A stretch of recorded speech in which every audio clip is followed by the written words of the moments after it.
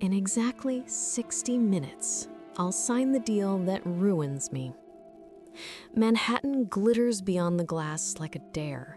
40 floors up, the city hums, sirens threading the night, tires hissing on wet streets.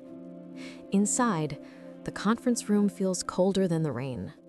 The table is a runway of polished obsidian, the kind of surface that lets a woman see her own fear reflected back at her. Mine looks composed. Lipstick still on, spine straight, hands steady, almost.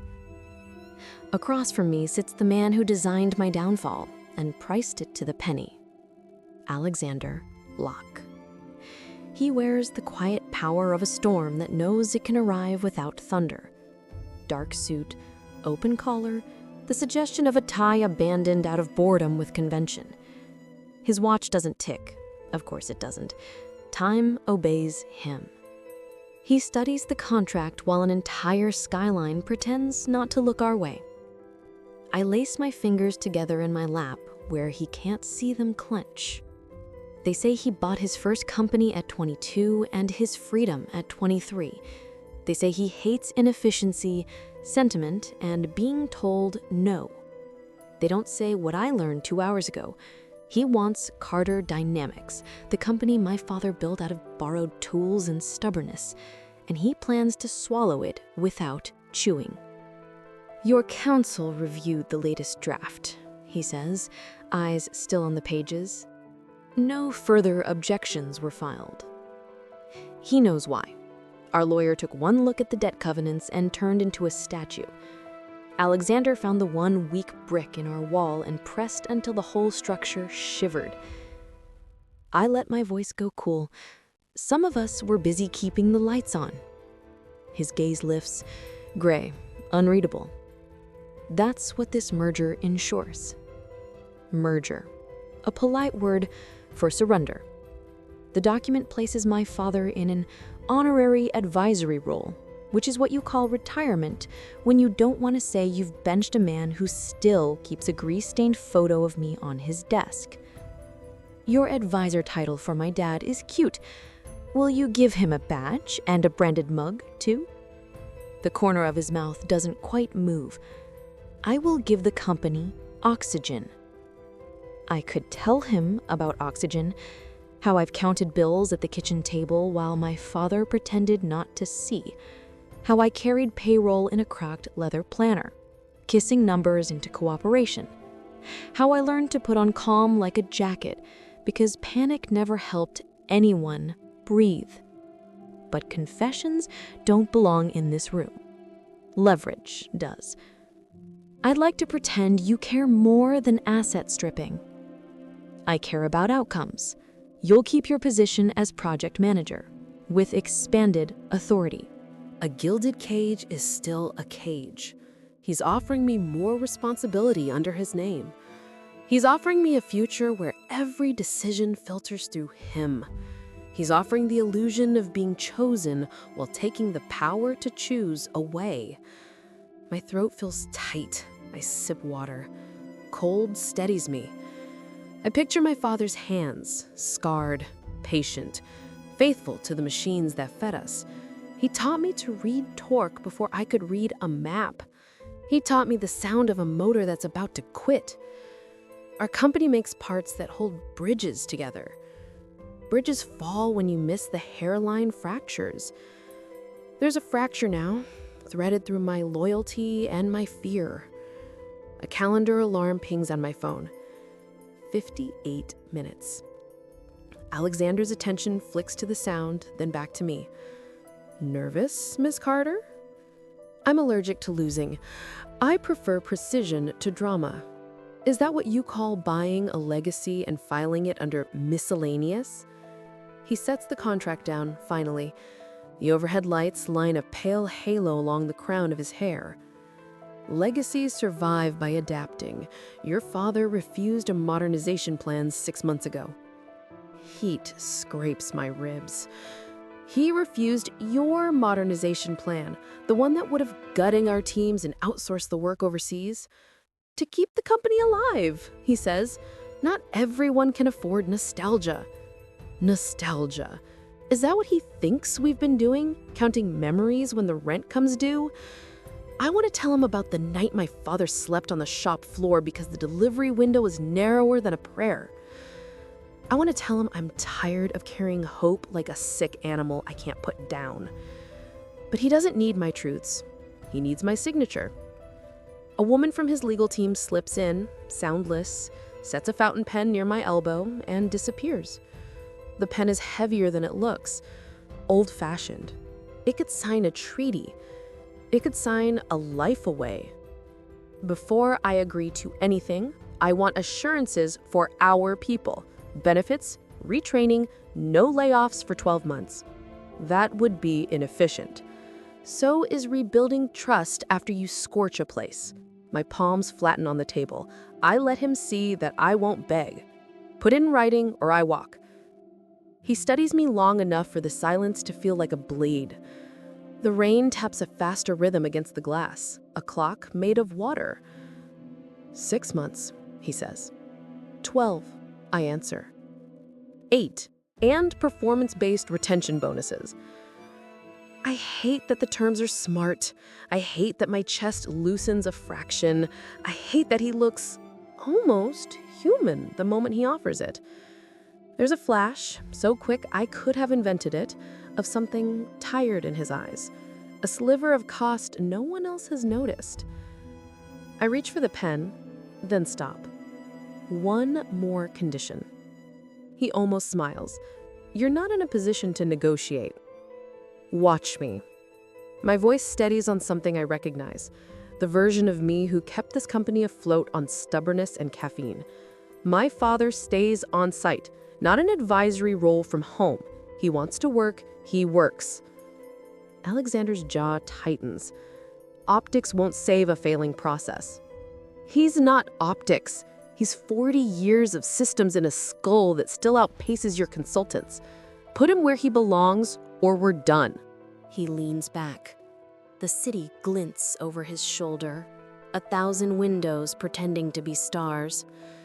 Very well, he says at last. On my terms. He reports to the new operations director. No exceptions. It's a leash, but it's a long one. My phone buzzes. A text from Dad. Proud of you, kiddo. Whatever happens, we're okay. We're not. Not yet. But the words land like a hand on my back, steadying. If I walk, the bank walks faster. Vendors start whispering. Rumors travel quicker than facts. By morning, we could be a cautionary tale. I pick up the pen. The metal warms against my skin. Do you ever wonder what it costs you to be this man? Something flickers, there and gone. He places a finger on the contract, nudging it toward me. Sign, Miss Carter. 51 minutes. The letters of my name look strange when they march across paper like soldiers who didn't plan to die today. I sign where the tabs instruct me to sign. Page after page. The pen floats, scratches, lifts. A choreography of surrender. When I'm done, I set it down gently, as if I can trick the moment into becoming something else. Alexander watches me, not triumphant, not gloating, simply sure. You've made the right decision. I stand. My chair doesn't squeal. I won't give him that soundtrack. No, I say, calm settling into my bones like a second spine.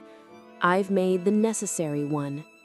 He gathers the documents, stacks them with neat precision, and rises too. He's taller than I remembered from the articles, closer than the rumors allow. The room feels smaller with both of us upright, gravity rearranged. Our onboarding begins tomorrow, 8 a.m. You'll serve as liaison during integration. Of course I will. I lift my chin. If you think owning us means owning me, Mr. Locke, you've underestimated the return on revenge. His eyes cool. A whole winter lives there. I don't deal in revenge, Miss Carter. I deal in results. Then consider this a forecast. I walk out before he can answer. The corridor smells like lemon polish and money. My reflection moves through the evening dark glass. A woman who just signed away her father's company and somehow refused to sign away herself. The elevator door is slide open. I step inside, press lobby, and let the box drop. My heartbeat counts each floor like a drumline. 40, 39, 38. At 32, my hands stop shaking. By the time the doors part, I have a plan. It's made of stubbornness, sleepless nights, and a promise I seal now in the hush between breaths. I'll learn his systems. I'll find the fracture. And when I pull the right thread, Alexander Locke will remember the day he met me. Not because he won, but because I changed the cost of victory. The ink on my signature hadn't dried before Alexander Locke found another chain to tighten. The next morning, his assistant delivered the news with the warmth of a voicemail. Mr. Locke requests your presence on site. Effective immediately, you'll serve as the liaison for integration. Requests, as if I had the choice. By 8 a.m., I was stepping into the glass atrium of Locke Industries. The place gleamed like money could sterilize air. Marble underfoot, steel arches above, employees walking briskly, polished and silent. I tried to hold my head high, but part of me wanted to spit oil on the floor just to ruin the shine. And then, there he was, already waiting at the security gates, as if time itself were another asset he owned. "Miss Carter," his voice carried no surprise, only certainty. "You're late." "It's 7:58. I showed him my phone. 2 minutes late. He turned without another word, forcing me to follow. I matched his stride, jaw tight. "You realize a liaison works both ways, right? I'm not here to fetch your coffee." He didn't look at me, but the corner of his mouth curved. "Good. I don't drink coffee made by enemies." My pulse skipped, but I covered it with sarcasm. "How convenient. Saves me from spitting in it." That earned me his glance, sharp, assessing. For a second, I thought he might smile. Instead, he swiped his badge and held the glass door open. "After you." I walked through, spine locked, refusing to thank him. The day was a parade of humiliation disguised as professionalism. Meetings, walkthroughs, his board members treating me like an inconvenient relic of Carter dynamics. Every time I pushed back, Alexander's eyes flicked toward me, measuring, calculating. By late evening, the building had emptied, leaving the echo of our footsteps as we crossed the executive floor. My head throbbed from fluorescent light and forced diplomacy. "You'll need to review tomorrow's proposal with me. Tonight." I stopped walking. "Tonight?" He turned, brows lifting as if my protest amused him. "Unless you'd prefer to fail in front of the board tomorrow, you'll stay." "Stay where?" "My office." He gestured toward glass doors at the end of the hall. "Or would you prefer the conference room? The chairs are less forgiving." I wanted to tell him where to shove his ergonomic seating, but my father's text from last night burned in my memory. "Proud of you, kiddo." I followed him inside. His office looked nothing like I'd imagined. Less lair, more museum. Minimalist shelves, a few framed blueprints, a photograph turned face down on the desk. He powered on a screen, data spilling across like constellations. "Sit." I dropped into the chair opposite him. My body buzzed with exhaustion, adrenaline, and the unbearable nearness of him. He leaned forward, sleeves rolled, revealing forearms dusted with ink-black hair. No watch this time, just skin, veins, and strength he didn't flaunt. I told myself not to notice. He began outlining figures, market forecasts, operational redundancies. I countered with reality. That vendor doesn't tolerate late payments. Cut them and you lose leverage. His brows pulled tight. "You've memorized your supply chain." I said someone had to while you were busy counting skyscrapers. Silence stretched. The rain outside returned, tapping glass. Finally, he leaned back. "You think I'm the villain in your story, aren't I?" His gaze locked with mine, steady, unsettling. I swallowed hard. Something in his tone wasn't arrogance, it was armor. I looked away first, pulse hammering in my throat. By midnight, exhaustion blurred the numbers. My head tilted back, eyes closed for a breath. When I opened them again, Alexander wasn't watching the screen. He was watching me. Not cold, not cruel, just watching. The air thickened, heavy with words neither of us would say. My chest tightened. For the first time, I wondered what he'd look like if he smiled. But he turned back to the data before I could find out, and I hated how much relief and disappointment tangled in my veins. By morning, the rain had cleared, but the storm between us hadn't. Lock Industries' boardroom was a theater, and I'd been cast as the understudy, expected to sit quietly in the shadows. 11 men in tailored suits, 1 woman with an immaculate bun, and Alexander at the head, commanding without raising his voice.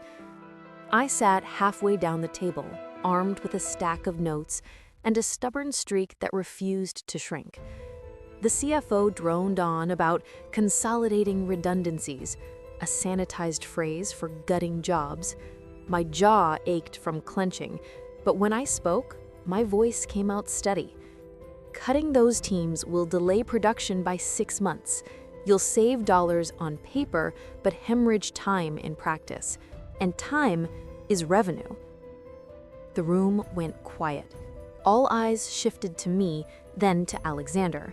He leaned back in his chair, fingertips steepled, expression unreadable. "Miss Carter," he said slowly, "are you suggesting you understand efficiency better than my board?" I met his gaze. Don't blink, don't fold. "I'm suggesting that your board doesn't know the smell of a factory floor or the sound of a line when it grinds to a halt." A faint stir rippled through the room. One man coughed into his fist, another checked his pen like it might save him. Alexander's lips curved, not into a smile, but into something sharper.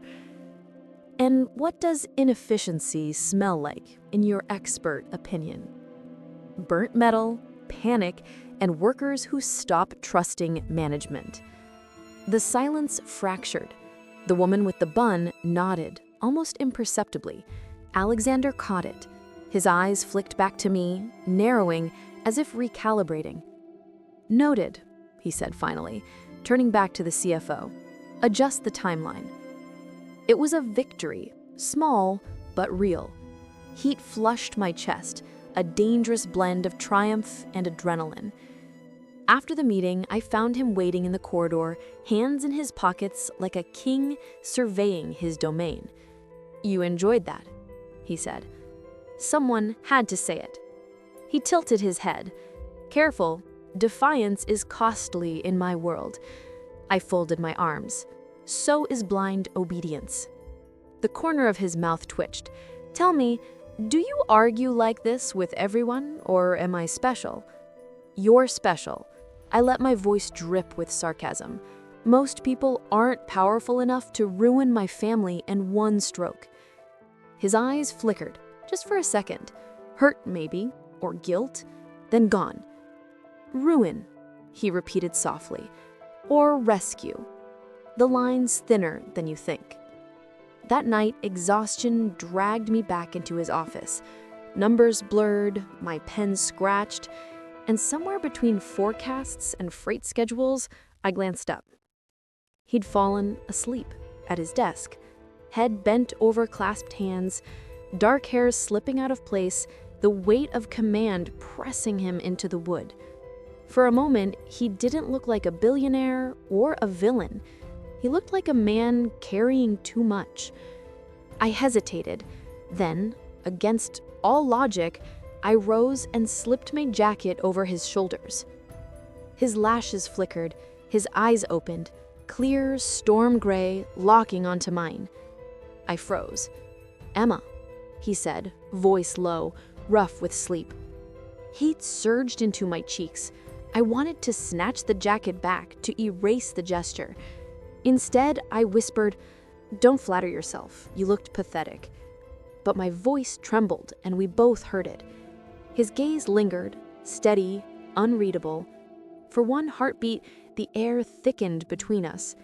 Then he leaned back, closing his eyes again. "Go home, Miss Carter, before you start caring."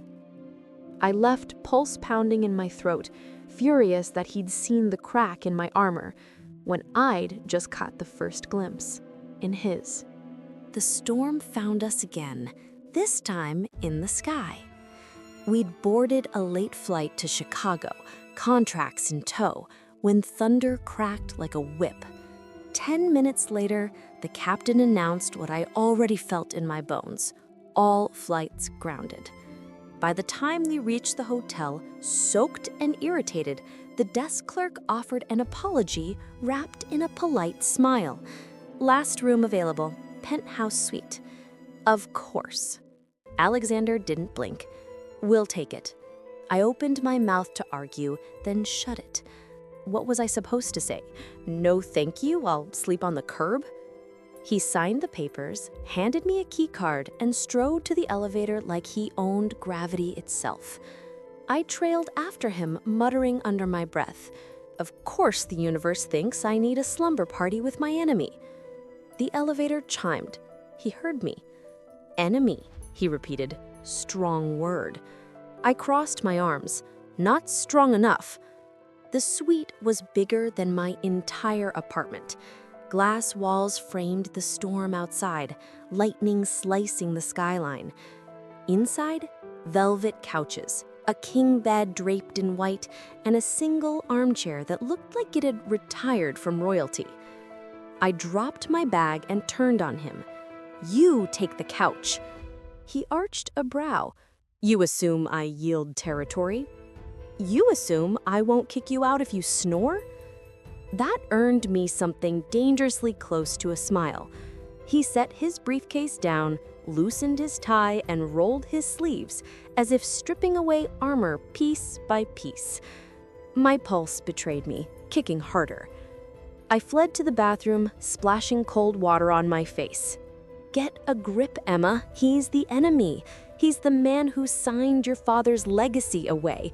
You don't get to notice his forearms." Later, lightning knocked out half the city. The suite plunged into darkness. The storm's growl pressed against the windows, alive and unrelenting. "Great," I muttered, trapped with a tyrant in a blackout. Just what every girl dreams of. "Careful," his voice came from somewhere in the dark, low and amused. "Dreams have teeth." I stumbled toward the couch, brushing past him in the shadows. My shoulder collided with his chest, solid, unyielding. Heat flared where we touched. "Move," I whispered. "Why?"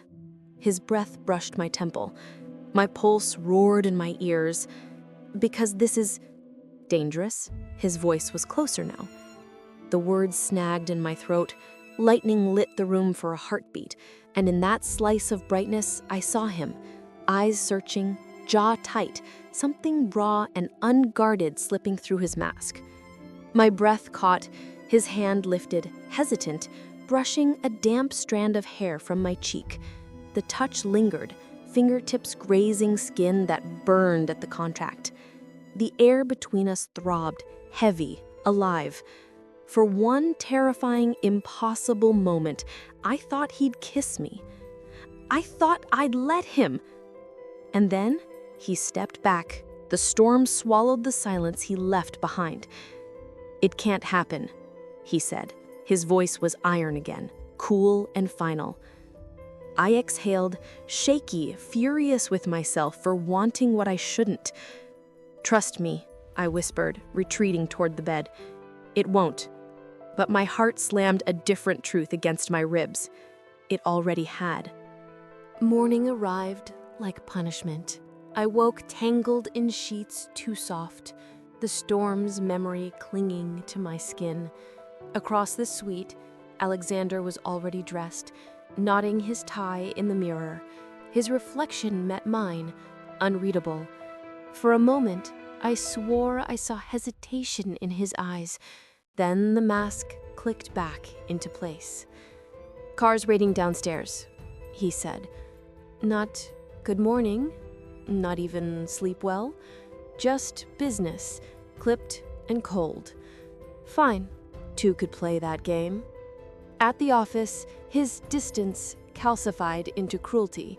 In front of the board, he unveiled a restructuring plan that sliced deeper than I thought he'd dare. Entire divisions realigned. My father's name buried under advisory redundancy. I felt the words like knives, each one cutting into everything I'd fought to protect. "Alexander," I snapped, unable to keep still. This wasn't part of the agreement. His gaze met mine across the table, gray, glacial. The agreement kept the company alive. I didn't promise sentiment. Heat surged up my throat. "You promised my father a place." "Places shift," he said smoothly. "Survival requires it." I wanted to scream, to tear the glossy reports in half. Instead, I forced my voice steady. "You're proving every story about you true. Ruthless, cold, a man who knows the price of everything and the value of nothing." A muscle in his jaw twitched, but he didn't answer. He simply turned to the board and continued as though I were background noise. That was worse than anger, worse than cruelty. It was erasure. By the time the meeting ended, my hands shook under the table. I gathered my notes, spine stiff, and stormed out before he could see the burn in my eyes. I hid in the archives room, the only place in Lock Tower that didn't smell of money. Old files, dust, silence. I pressed my palms into the cool metal of the cabinet, forcing breath into lungs that wanted to collapse. "You knew this, Emma. You knew who he was. Don't let one blackout, one touch, rewrite the truth." But memory betrayed me anyway, his hand brushing my cheek, the flicker of something human in his eyes. I hated myself for missing it. Later, passing his office, I heard voices. I should have kept walking. Instead, I froze, because his tone wasn't cold. It was sharp, angry, alive. "No, I won't cut the foundation. Not for triple the profit. My mother built that trust to fund scholarships. You touch it, you lose me." Silence. Then, "Find another way." The line clicked dead. I stood outside his door, pulse tripping. That wasn't the Alexander Loke the world knew. That wasn't the man who just humiliated me in front of his board. That was someone else.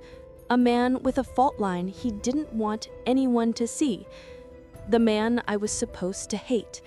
And God help me, I didn't know if I could. The boardroom smelled of ink and tension. Contracts waited in neat stacks, signatures poised to decide the future of Carter Dynamics, and mine. I sat stiff-backed, notes in hand, every nerve braced. Across the table, Alexander looked carved from stone. If last night's overheard call had cracked his armor, he'd welded it shut again by dawn. The chairman cleared his throat. "Final item, Clause 17, consolidation of Carter operations under Locke Industries. This gives Mr. Locke full control of all strategic decisions moving forward." My chest hollowed. Clause 17 wasn't survival. It was execution. My father's legacy erased. My family's work folded into a footnote. I turned to Alexander, fury bubbling. "You told me this wasn't about erasure." He didn't look at me. "It's about efficiency." "Efficiency?" My voice cut sharper than glass. "You're cutting out the heart of an entire company because it beats on a rhythm you don't control." The board shifted, murmurs circling. Alexander's gaze slid to me then, gray and unyielding. But there was something else, something that flickered too fast to name. The chairman pressed. "Mr. Locke, do we proceed?" The room held its breath. My pulse thrashed, a drum line in my throat. If he said yes, it was over. Everything my father built, everything I carried, it would vanish under Alexander's name. He could choose power.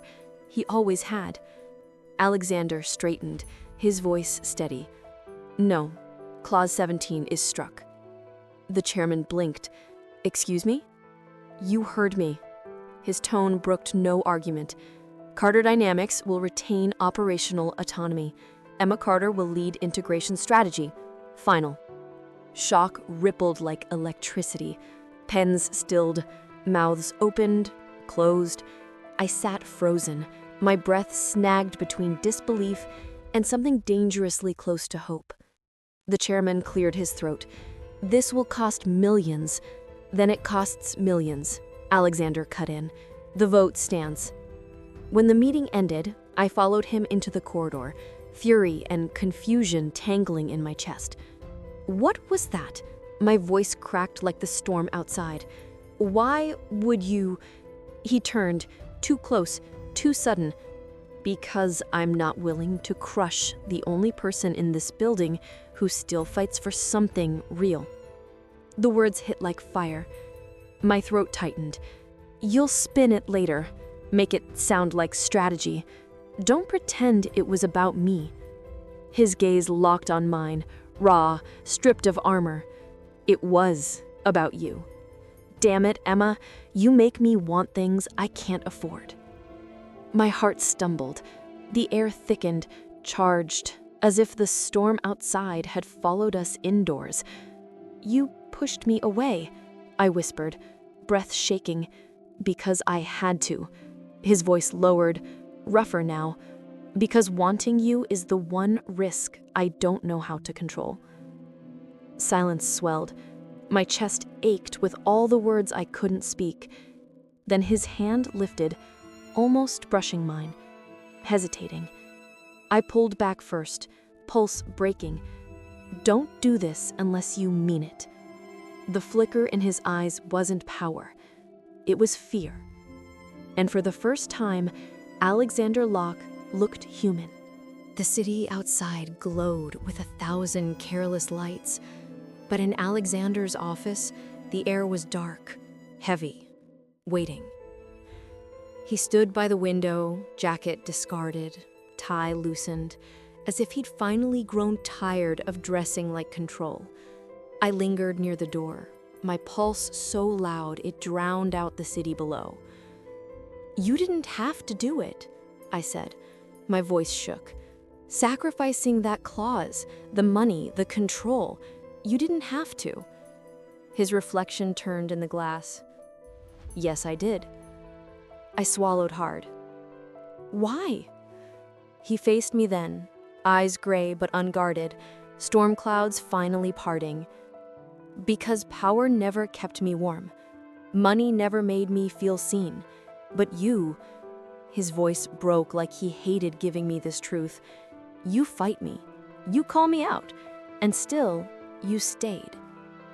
My throat ached.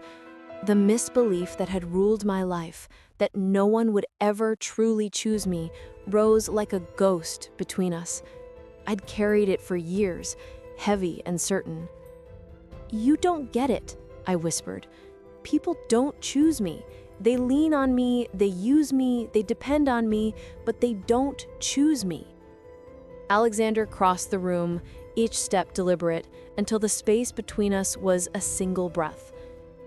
"Then let me be the first," he said. I shook my head, tears threatening. "You'll regret it. You'll wake up tomorrow and decide efficiency means erasing me." His hand hovered near my cheek, trembling. "Emma, I've built an empire on control, and today, I let it go. For you." The words cracked something open in me. Years of carrying, years of being the responsible one, the safe one. And here he was, the man I swore to hate, offering me the one thing I thought I'd never have, to be chosen. I exhaled a shaky laugh. "You're infuriating." His mouth curved, soft for once. "So are you." And then finally, he kissed me. It wasn't careful or calculated or efficient. It was messy and desperate and real. His hand in my hair, my palms clutching his shirt, both of us breaking rules we'd built our lives around. When we parted, breathless, his forehead pressed to mine, he whispered, "I don't know what happens next, but I know I'd rather lose everything than lose this." Tears slipped down my cheeks, but for the first time, they didn't feel like defeat. They felt like release. I smiled, small and fierce. "Then maybe you finally made a smart investment." He laughed, low and unsteady, and kissed me again, this time slower, certain. The storm had passed, but inside, something far more dangerous had begun. And as the city lights blinked below us, I wondered, if you were me, would you forgive the man who nearly ruined you if he was also the only one brave enough to truly choose you?